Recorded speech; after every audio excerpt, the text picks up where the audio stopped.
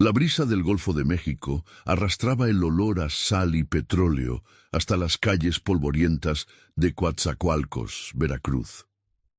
Era marzo de 1988 y el calor pegajoso se adhería a la piel como una segunda capa de ropa. En el barrio de Morelos, entre casas de concreto despintado y techos de lámina oxidada, la familia Domínguez llevaba generaciones trabajando la tierra y el mar. Don Arturo Domínguez, de 68 años, era un hombre respetado en la comunidad, conocido por su honestidad inquebrantable y por las historias que contaba sobre sus años en las plataformas petroleras de Pemex. Sus manos curtidas y su mirada penetrante inspiraban tanto cariño como respeto entre sus vecinos. Los días transcurrían con la monotonía característica de las ciudades portuarias, donde el ritmo de vida se ajusta a las mareas y a los turnos de los trabajadores petroleros. Las mañanas comenzaban temprano con el canto de los gallos y el sonido distante de las lanchas pesqueras preparándose para la faena. Don Arturo vivía en una casa modesta de 2 plantas, con un patio amplio donde cultivaba jitomates, chiles y cilantro. Era viudo desde hacía 5 años, cuando doña Carmela había fallecido de diabetes, dejándolo al cuidado de una familia extensa que lo visitaba cada domingo para la comida familiar. Entre todos sus nietos, 2 destacaban por su cercanía con él, Marco Antonio y Esteban, primos hermanos que habían crecido prácticamente como hermanos bajo la sombra protectora del patriarca. Marco Antonio tenía 22 años y trabajaba como ayudante mecánico en uno de los talleres del puerto. Era un joven delgado, de complexión fuerte, con el cabello negro siempre engominado hacia atrás y una sonrisa fácil que conquistaba a las muchachas del barrio. Sus ojos, color miel, brillaban con una intensidad peculiar cuando hablaba de sus planes para ahorrar dinero y abrir su propio taller algún día. Vestía siempre con pantalones de mezclilla y camisas de manga corta, y tenía la costumbre de llevar un pañuelo rojo atado al cuello, imitando a los trabajadores petroleros que admiraba desde niño. Su padre, Ramiro Domínguez, era el hijo mayor de don Arturo y trabajaba como supervisor en una plataforma mar adentro, pasando semanas enteras lejos de casa. Marco Antonio había heredado de su padre la complexión robusta y el carácter decidido, pero también una cierta impaciencia que a veces lo metía en problemas. Esteban, por su parte, acababa de cumplir 19 años y era completamente diferente a su primo. Hijo de Rosa, la hija menor de don Arturo, era un muchacho callado y observador, con una constitución más delgada y rasgos que recordaban a su difunta abuela. Estudiaba contabilidad en el tecnológico local y soñaba con mudarse a la Ciudad de México para trabajar en una empresa grande. Sus gafas de armazón metálico y su manera pausada de hablar le daban un aire intelectual que contrastaba con la rudeza del ambiente portuario. Mientras Marco Antonio pasaba sus tardes libres jugando dominó en la cantina de Don Chuy, Esteban prefería quedarse en casa leyendo libros de finanzas o ayudando a su abuelo con las cuentas de la pequeña parcela que el viejo aún mantenía en las afueras de la ciudad. Los domingos, toda la familia se reunía en casa de don Arturo para la comida tradicional. Rosa preparaba mole veracruzano mientras su hermana Patricia hacía las tortillas a mano. Los hombres se congregaban en el patio bajo la sombra de un frondoso mango, bebiendo cerveza Victoria helada y discutiendo sobre fútbol o política.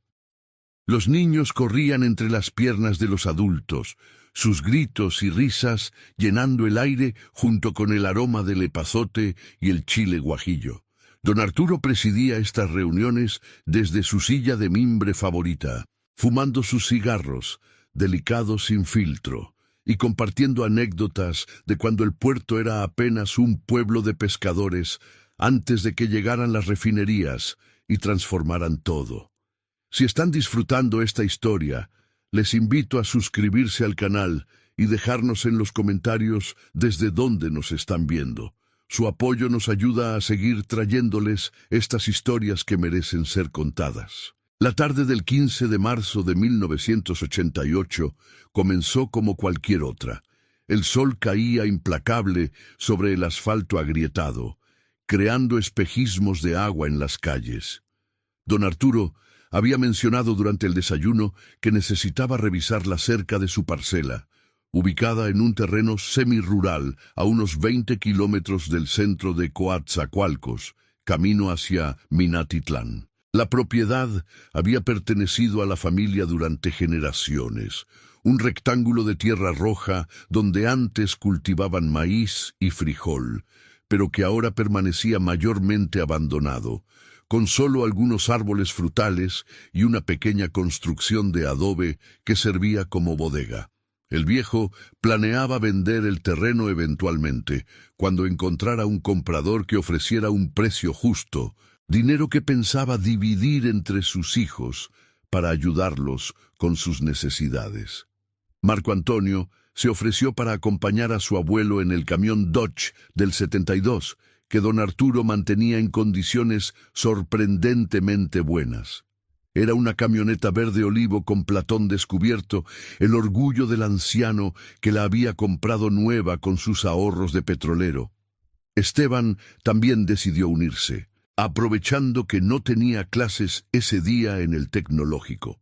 Los tres salieron alrededor de las 3 de la tarde, después de una comida ligera de quesadillas con flor de calabaza que Rosa había llevado temprano esa mañana. Don Arturo conducía despacio, como siempre, respetando cada señal de tránsito y saludando con la mano a los conocidos que encontraba en el camino. El trayecto hasta la parcela tomaba aproximadamente 40 minutos por una carretera estatal en condiciones regulares, flanqueada por campos de caña de azúcar y ocasionales asentamientos irregulares. Conforme se alejaban del puerto, la vegetación se volvía más densa y el olor a petróleo era reemplazado por el aroma húmedo de la tierra fértil. Marco Antonio iba sentado junto a su abuelo en la cabina, mientras Esteban había elegido ir atrás en el platón, disfrutando del aire fresco y la vista del paisaje veracruzano. La radio del camión transmitía música tropical, canciones de Rigo Tobar y los Bukis, que don Arturo tarareaba mientras conducía, con una mano en el volante y la otra descansando en la ventanilla abierta. Llegaron a la parcela cerca de las 4 de la tarde, cuando el sol comenzaba su descenso hacia el horizonte, tiñendo el cielo de tonos anaranjados y púrpuras.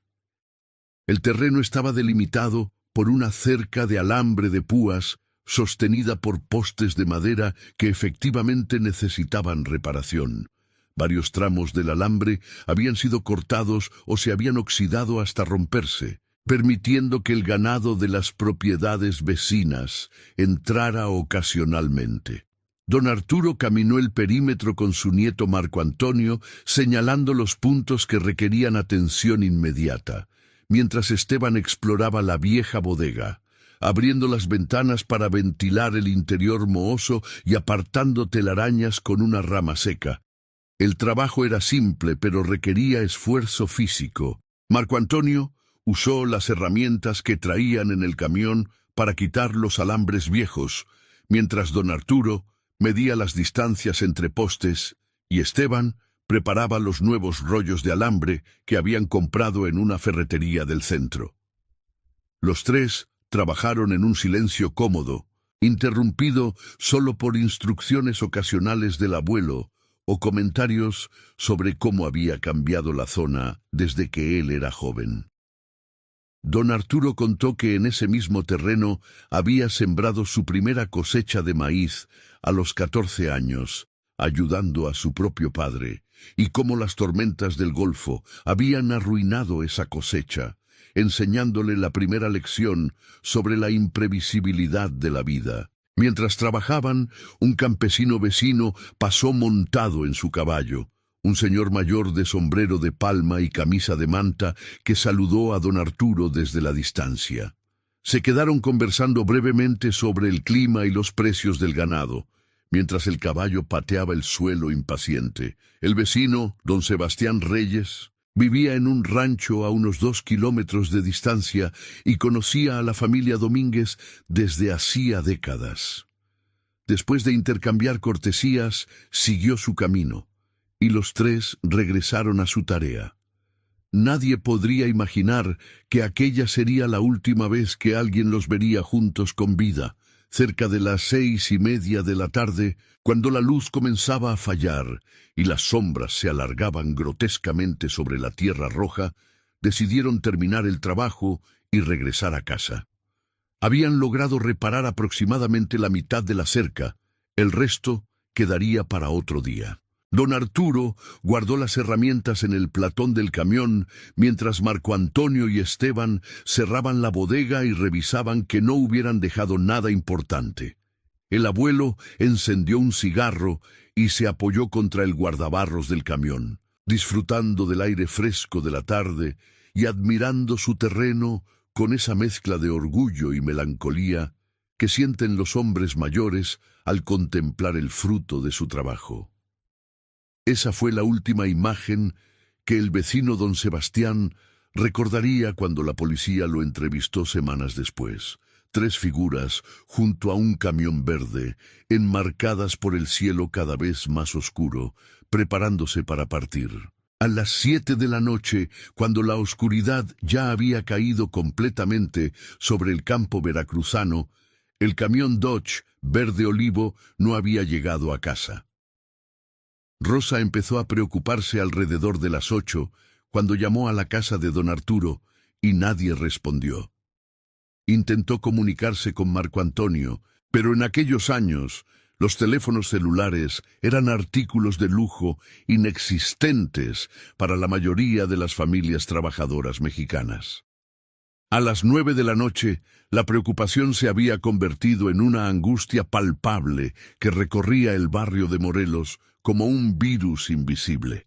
Patricia, la hermana de Rosa, llegó a casa de su padre con su esposo Fernando, encontrando la vivienda vacía y oscura, con las luces apagadas y la puerta principal cerrada con llave, tal como la había dejado don Arturo por la tarde.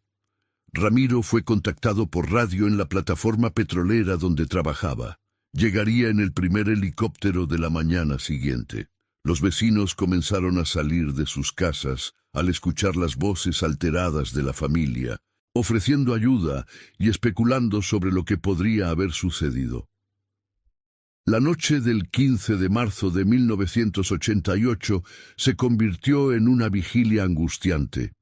Rosa, Patricia y varios familiares más se quedaron en casa de don Arturo, esperando que en cualquier momento apareciera el camión verde doblando la esquina, con una explicación simple y lógica para el retraso.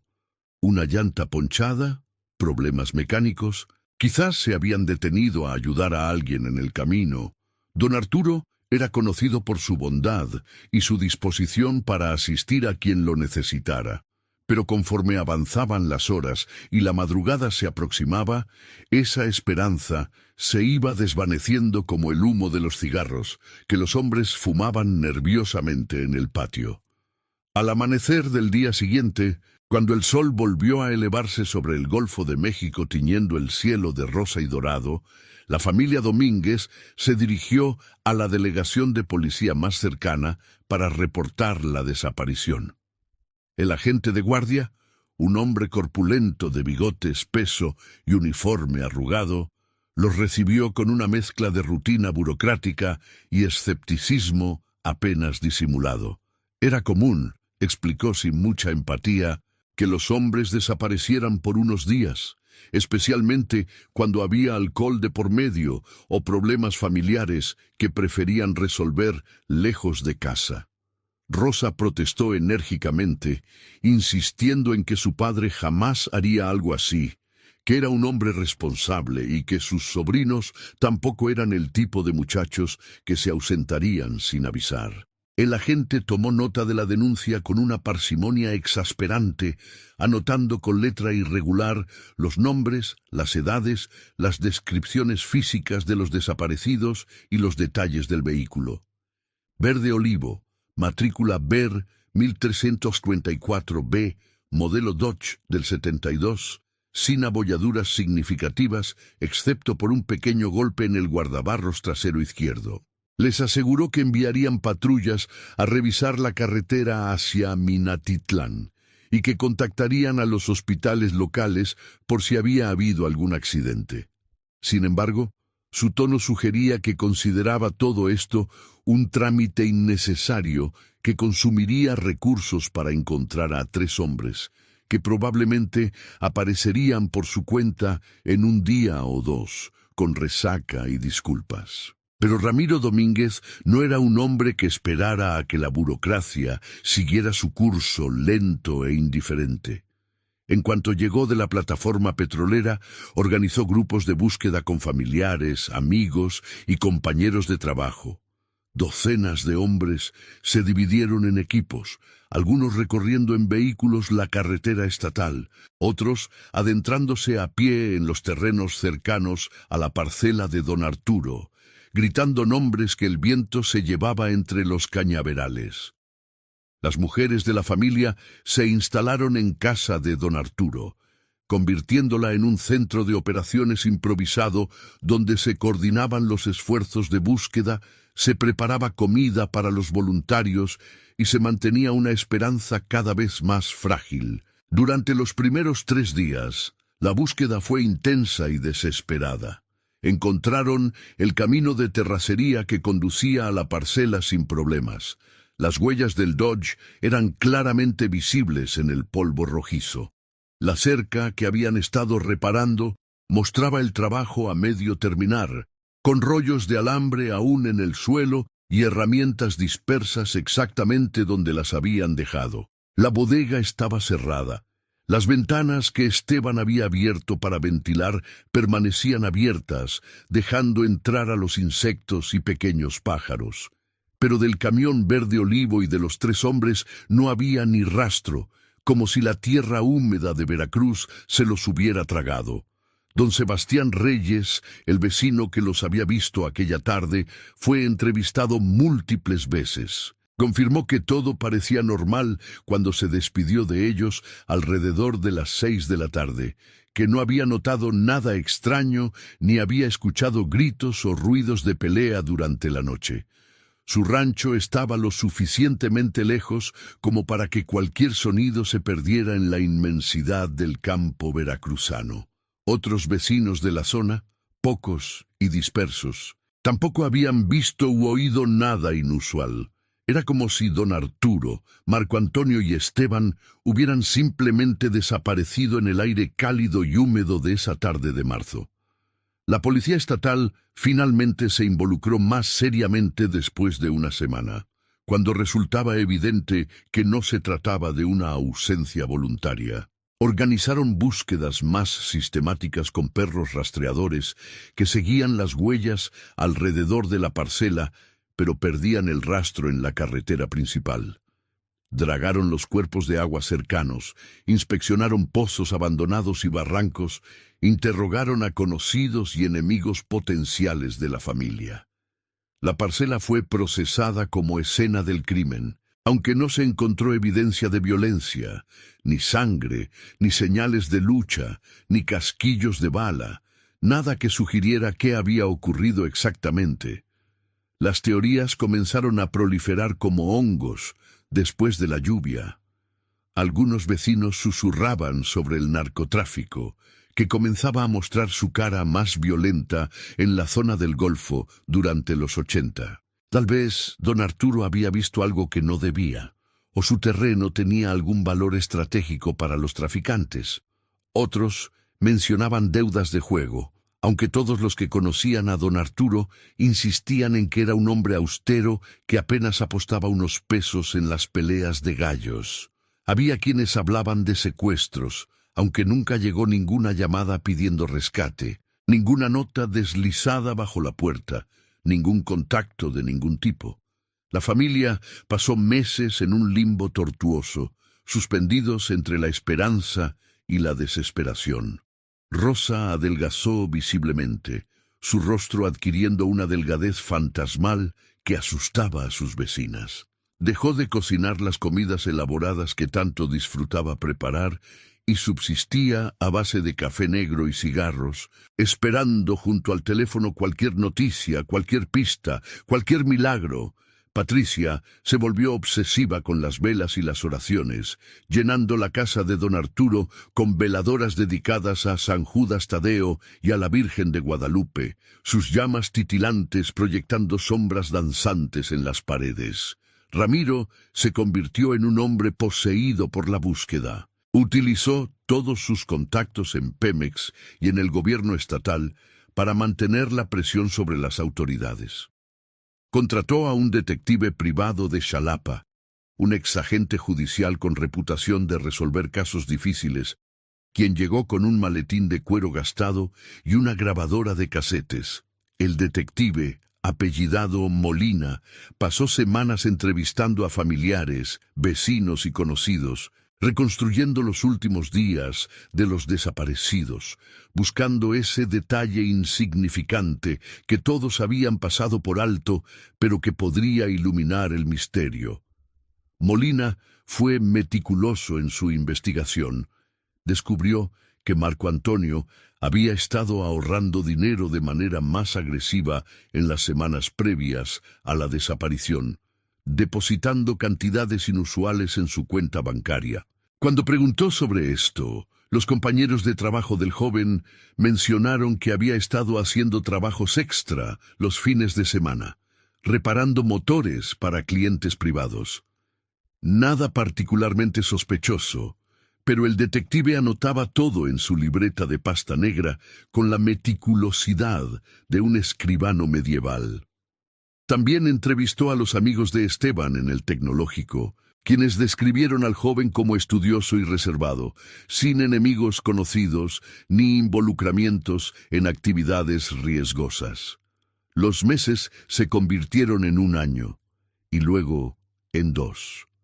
La casa de don Arturo permanecía tal como él la había dejado, convertida en una especie de santuario congelado en el tiempo.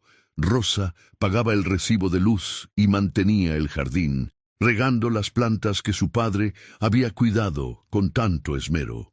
El camión verde olivo nunca fue encontrado, a pesar de que las autoridades emitieron boletines a nivel nacional y revisaron los registros de todas las agencias de vehículos usados y deshuesaderos de la región. Era como si el Dodge del 72 hubiera sido tragado por la misma fuerza inexplicable que había consumido a sus ocupantes. La comunidad de Coatzacoalcos gradualmente empezó a absorber la tragedia como una más de las muchas injusticias que caracterizaban a México en esos años turbulentos. La familia Domínguez se convirtió en sinónimo de pérdida incomprensible, y los vecinos bajaban la voz con respeto cuando pasaban frente a la casa de don Arturo. Las comidas dominicales, que alguna vez habían sido celebraciones ruidosas y alegres, se transformaron en reuniones sombrías donde todos evitaban mencionar directamente a los desaparecidos, como si hablar de ellos pudiera conjurar más desgracias. Patricia eventualmente tuvo que regresar a su vida normal, a atender a sus propios hijos y a su esposo que trabajaba largas horas en la refinería. Pero los domingos sin falta visitaba la casa de su padre, limpiando el polvo que se acumulaba implacablemente sobre los muebles, ordenando las fotografías que Rosa miraba compulsivamente durante horas, buscando en los rostros sonrientes de las imágenes alguna pista que hubieran pasado por alto. Fernando, su esposo, la acompañaba en estas visitas y se encargaba del mantenimiento básico de la propiedad, reparando goteras y podando el jardín con una tristeza silenciosa que se reflejaba en cada movimiento de sus manos callosas.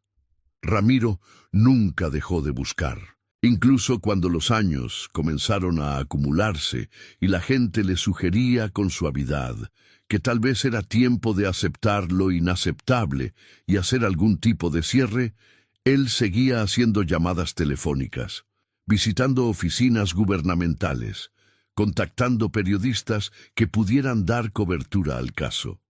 Su matrimonio se deterioró bajo el peso de la obsesión. Su esposa, Silvia, eventualmente lo dejó, cansada de vivir con un fantasma que dedicaba cada momento libre a perseguir sombras del pasado. Ramiro apenas notó su partida, tan consumido estaba por la búsqueda de su padre y su hijo. Los años pasaron con la lentitud dolorosa característica del duelo sin resolución. 1989, 1990, 1991. México cambió alrededor de la familia Domínguez.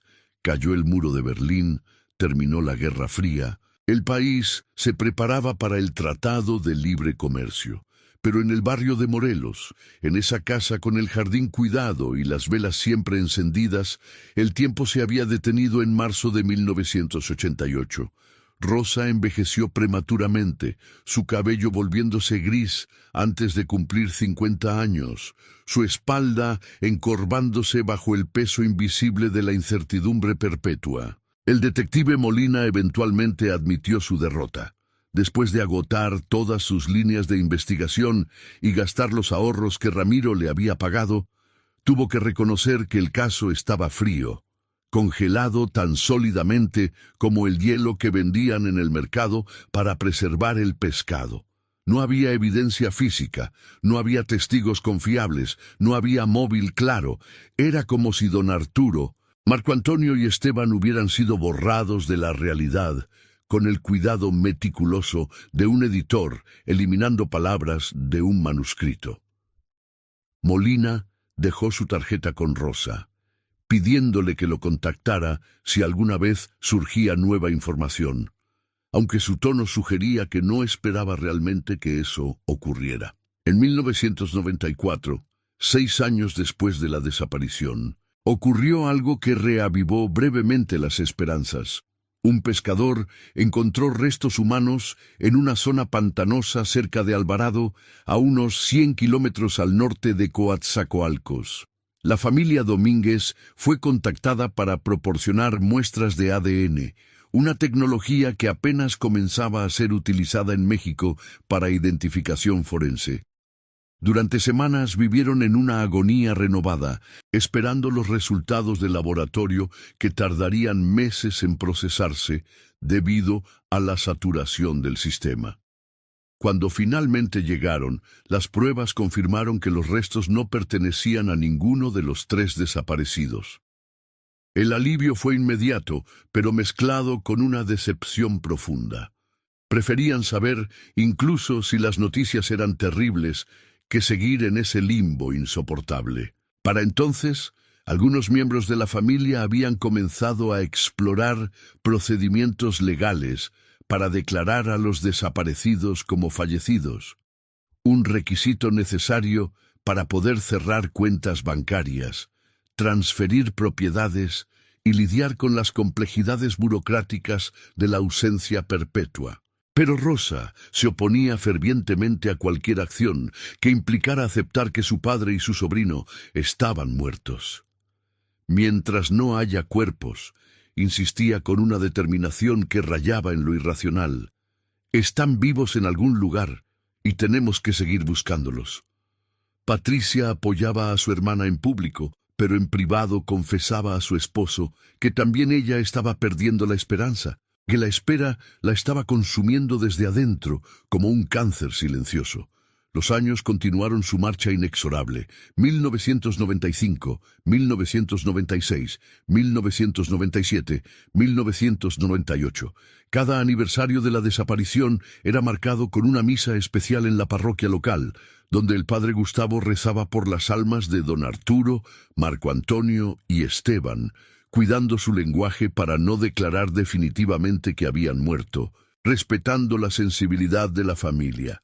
Los feligreses que asistían a estas misas disminuían año tras año, hasta que eventualmente solo la familia inmediata llenaba las primeras bancas, sus voces débiles y cansadas respondiendo a las oraciones del sacerdote. En el año 2000, 12 años después de la desaparición, Ramiro sufrió un infarto severo. Había pasado más de una década descuidando su salud, fumando en exceso, bebiendo demasiado, durmiendo poco y permitiendo que el estrés devorara su cuerpo como termitas en madera podrida.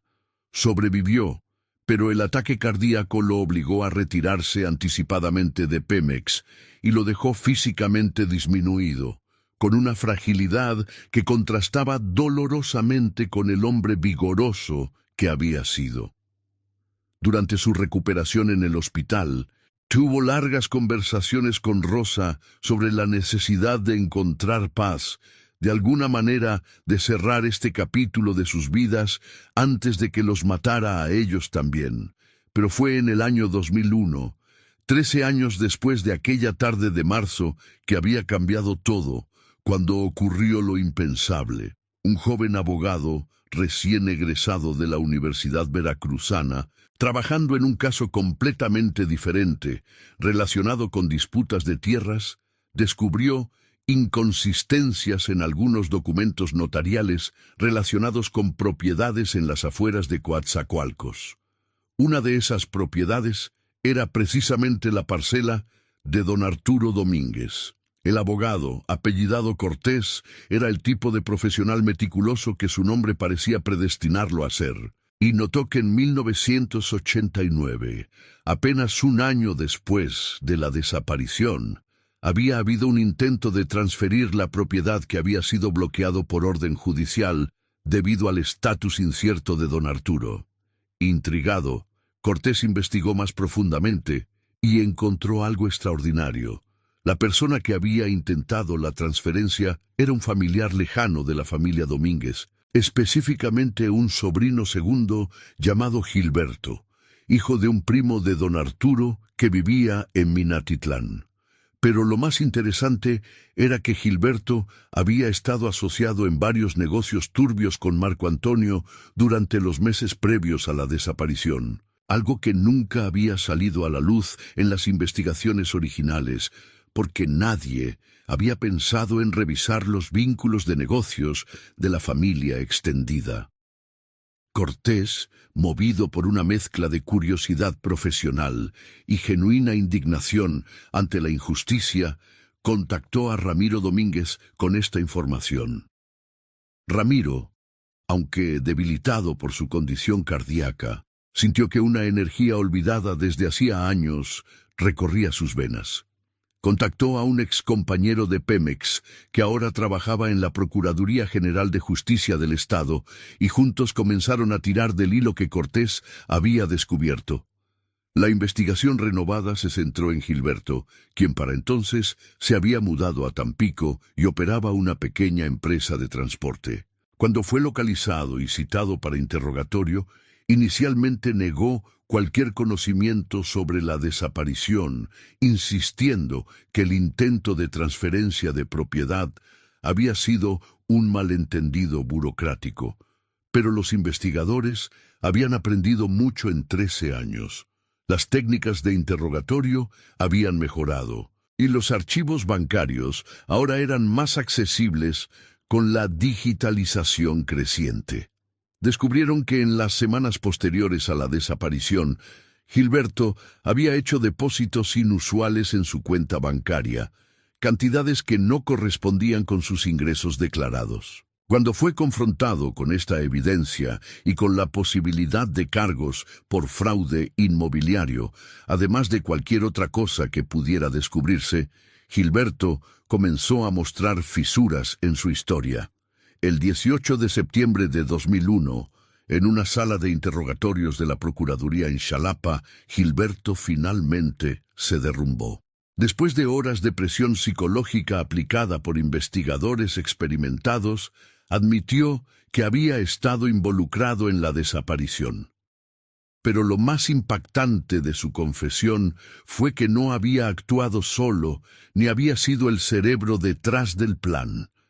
Según su testimonio, entrecortado por sollozos y pausas largas, el verdadero arquitecto de lo que había ocurrido aquella tarde de marzo de 1988 era el propio Marco Antonio Domínguez, el nieto desaparecido que la familia había llorado durante 13 años. La confesión de Gilberto fue grabada en video, un procedimiento que para entonces ya era estándar en casos importantes. En la grabación, que posteriormente Ramiro y Rosa verían con una mezcla de horror e incredulidad, Gilberto describió cómo Marco Antonio lo había contactado meses antes de la desaparición con un plan perturbador. El joven mecánico estaba desesperado por dinero, obsesionado con la idea de abrir su propio taller, pero sin los recursos necesarios. Había calculado que si su abuelo falleciera, su padre Ramiro heredaría la parcela y otros bienes, y eventualmente algo de ese dinero llegaría a él. Pero don Arturo, a pesar de sus años, gozaba de buena salud y podría vivir fácilmente otra década o más. Marco Antonio había desarrollado un plan frío y calculado. Convencería a don Arturo de ir a la parcela para hacer reparaciones. Llevaría también a Esteban para no despertar sospechas, y una vez allí, Gilberto estaría esperando escondido.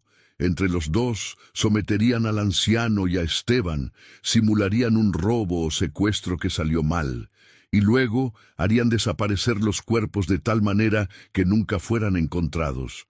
Con don Arturo muerto pero sin cuerpo, eventualmente podrían tener acceso a sus propiedades y dinero después del periodo legal necesario.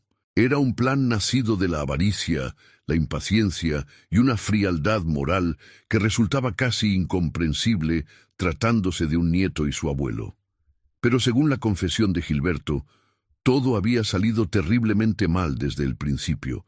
Cuando llegó el momento de actuar, Marco Antonio había dudado, su determinación desmoronándose al mirar los ojos de su abuelo. Don Arturo, con la intuición desarrollada en décadas de vida, percibió que algo estaba mal y confrontó directamente a su nieto. Hubo un forcejeo. Gilberto, nervioso y asustado, había golpeado al anciano con una herramienta más fuerte de lo que pretendía. Don Arturo cayó al suelo, sangrando de una herida en la cabeza, inconsciente pero aparentemente vivo. Esteban, testigo horrorizado de la violencia súbita, intentó huir hacia el camión, pero Marco Antonio lo alcanzó. En ese momento crucial, con su abuelo herido en el suelo y su primo gritando aterrado, Marco Antonio tomó una decisión que sellaría todos sus destinos. En lugar de detenerse y buscar ayuda médica, en lugar de llamar a una ambulancia y asumir las consecuencias de lo que había planeado, eligió continuar con el plan hasta sus conclusiones lógicas y horribles. Esteban fue golpeado hasta la inconsciencia. Don Arturo, que quizás podría haberse salvado con atención médica inmediata, fue dejado desangrándose sobre la tierra roja de su propia propiedad. Gilberto describió con una voz cada vez más débil y entrecortada cómo habían cargado los 3 cuerpos en el platón del camión cuando la oscuridad había caído completamente. Esteban seguía vivo, respirando débilmente, pero inconsciente. Don Arturo había dejado de moverse, su respiración deteniéndose mientras Marco Antonio revisaba el terreno, asegurándose de no haber dejado evidencia obvia. Lo que había comenzado como un plan para simular un secuestro se había convertido en un doble homicidio, con un tercer cuerpo inconsciente que representaba un problema que necesitaba solución. Condujeron durante horas por caminos de terracería que Gilberto conocía bien, adentrándose en zonas remotas donde las plantaciones de caña se extendían como océanos verdes bajo la luz de la luna. En un punto remoto, lejos de cualquier vivienda o camino transitado, cavaron.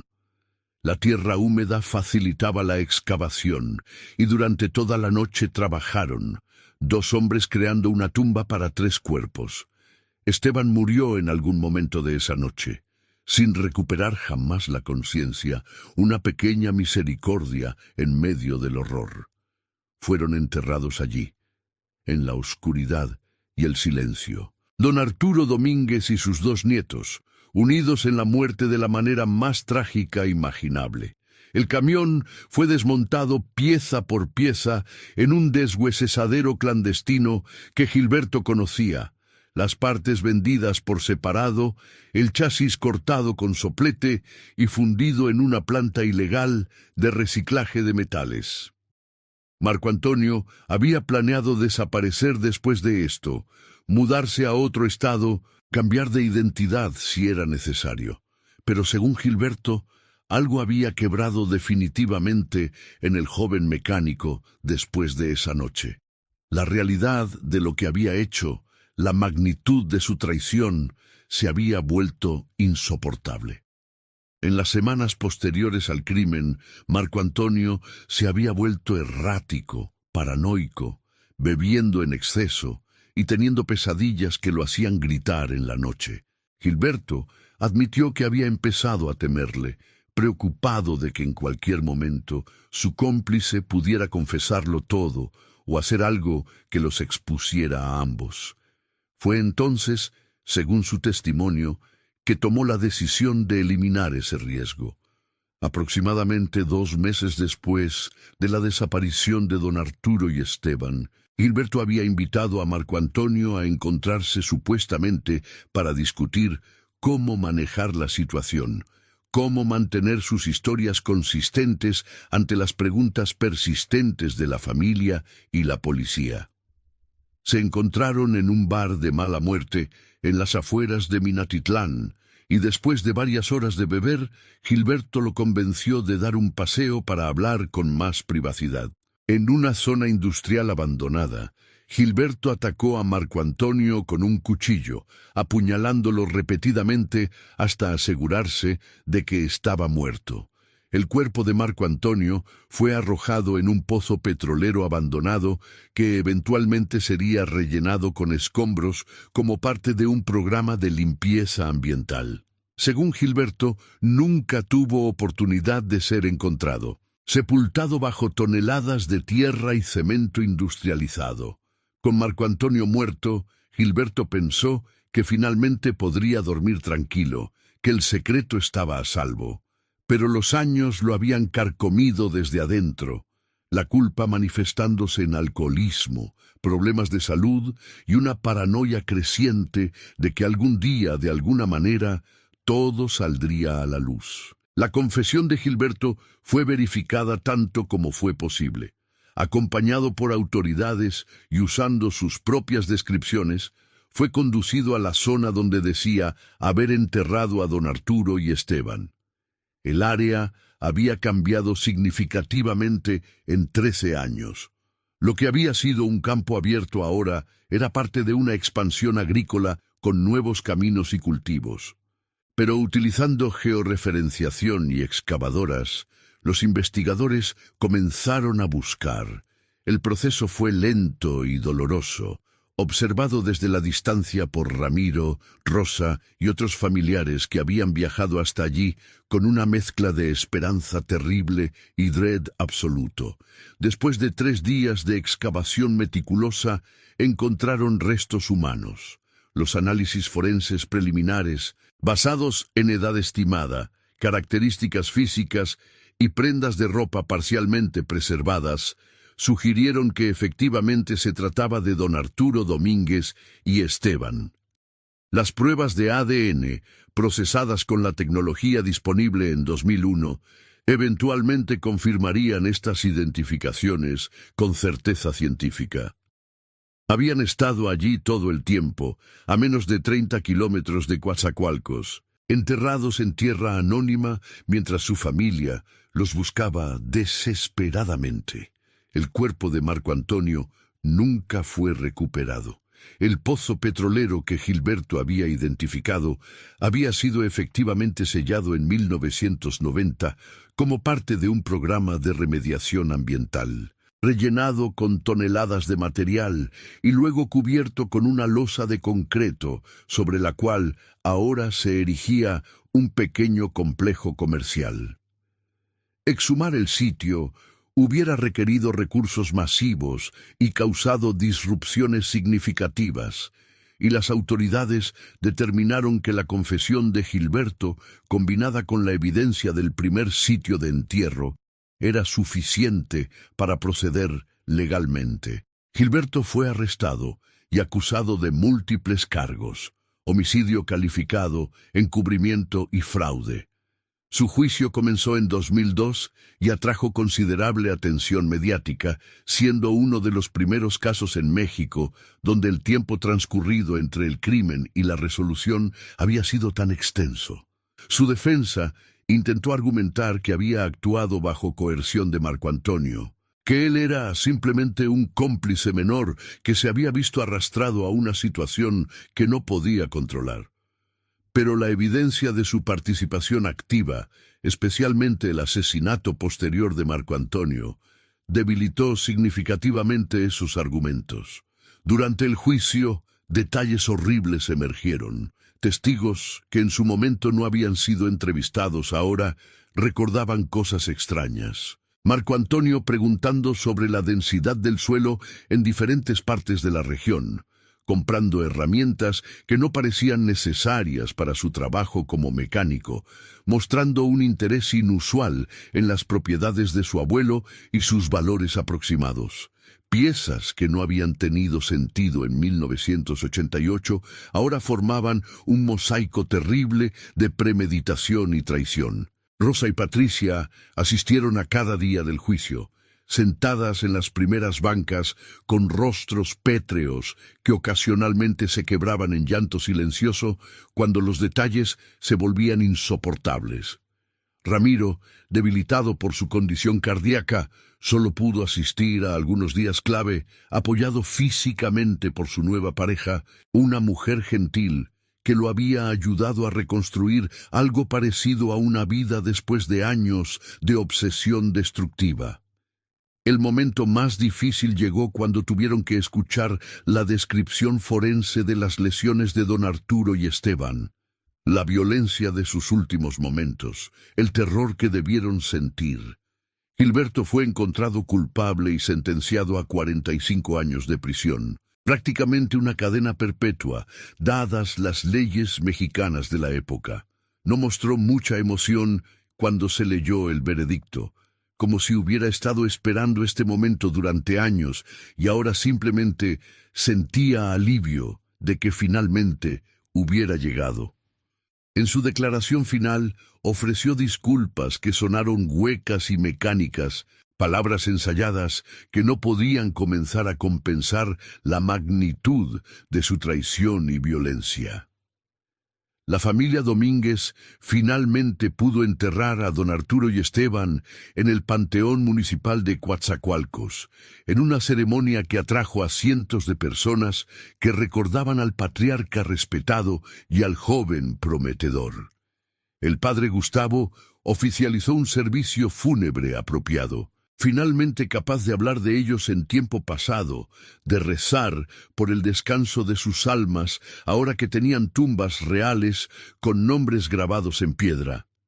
Las lágrimas que se derramaron ese día fueron tanto de dolor como de un extraño tipo de alivio. El limbo había terminado, la incertidumbre torturante reemplazada por el dolor claro y definitivo del duelo real. Para Marco Antonio no hubo funeral ni tumba marcada. Su traición había sido tan profunda que la familia decidió no honrar su memoria, dejar que permaneciera en su tumba de concreto industrial sin reconocimiento. Rosa, en particular, se negó a llorar por el nieto que había asesinado a su padre, la traición cortando más profundo que cualquier otra pérdida. «No era mi sobrino», declaró con una voz dura que sorprendió a todos los que la conocían como una mujer gentil. «El Marco Antonio que yo conocía nunca hubiera hecho esto. quien sea que estuviera viviendo en su cuerpo, ese era un extraño, un monstruo. Ramiro tuvo una reacción más compleja. Como padre, sentía una obligación de llorar a su hijo, pero como hijo también había perdido a su padre de la manera más traicionera posible. Pasó meses en terapia, tratando de reconciliar estas lealtades contradictorias, de entender cómo había criado a alguien capaz de tanta maldad. Eventualmente llegó a una especie de paz precaria, reconociendo que probablemente nunca entendería completamente qué había roto a Marco Antonio. ¿Qué combinación de avaricia, resentimiento y debilidad moral lo había llevado a cruzar esas líneas fundamentales de humanidad? Los años posteriores al juicio fueron de reconstrucción lenta y dolorosa. La casa de don Arturo fue finalmente vendida, el dinero dividido entre sus hijos como él hubiera querido. Rosa usó su parte para mudarse a un apartamento más pequeño, sin tantas habitaciones vacías que le recordaran a todos los que había perdido. Patricia y Fernando permanecieron en Coatzacoalcos, pero visitaban el panteón cada domingo, llevando flores frescas y manteniendo las tumbas impecables, una vigilia que continúa hasta el día de hoy.